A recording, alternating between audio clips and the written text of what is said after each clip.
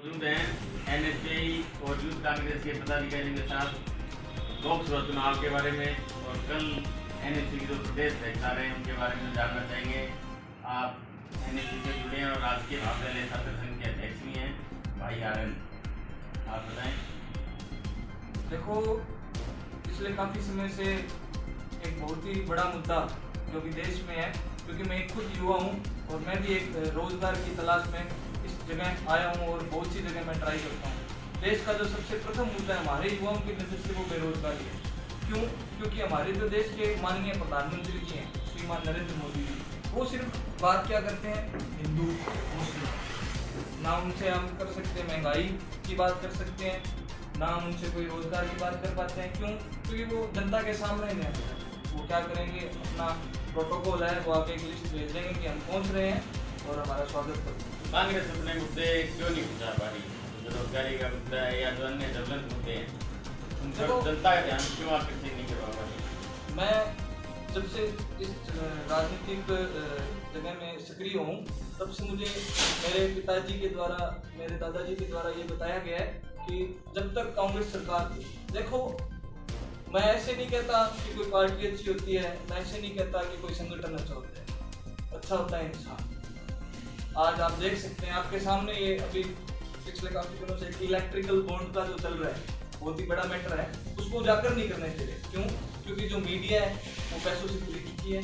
हम जैसे जो युवा है जो कांग्रेस को सपोर्ट करते हैं वो अपनी बातें लोगों से मिलकर पहुंचा रहे हैं। उसमें मैं ज्यादा कुछ नहीं पूछना चाहता। इलेक्ट्रिकल बॉन्ड में दो चीजें आई हैं, एक कि जिस पाकिस्तान को हम हमारा दुश्मन बताते हैं उसी पाकिस्तान से 200 करोड़ रुपए चंदा आया, नहीं आया तो वो लिखित में उस डॉक्यूमेंट के अंदर है कि पाकिस्तान की किसी संगठन या किसी कंपनी या किसी कहीं से भी 200 करोड़ रुपए इलेक्ट्रिकल बॉन्ड में है, उसका जवाब दे दो, हम मान लेंगे कि आप ईमानदार हो।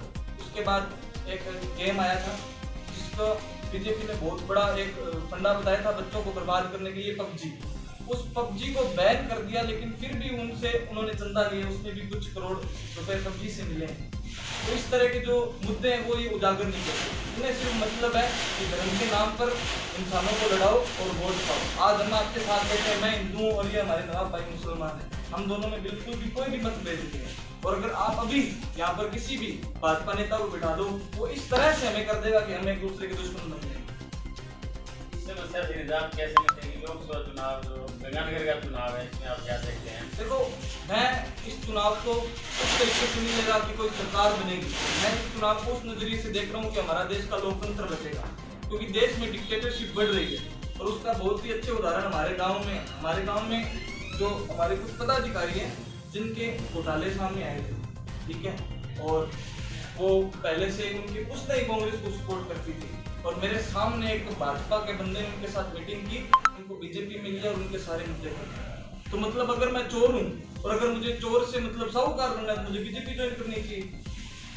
ये तो गलत है ना, आप बता दो ये गलत नहीं है। तो कांग्रेस ने कभी ऐसा काम नहीं किया। मनमोहन सिंह के राज में एक, मुझे नाम याद नहीं है उसका, उसने बहुत बड़ा घोटाला किया था और उसको अंदर किया गया था। आज उसी को बाहर जमानत बीजेपी के माननीय प्रधानमंत्री जी ने उन्हें जमानत दिलाई है। उसका आप बताओ, मतलब आप चोर हैं तो कांग्रेस से, अगर साहूकार है तो बीजेपी से।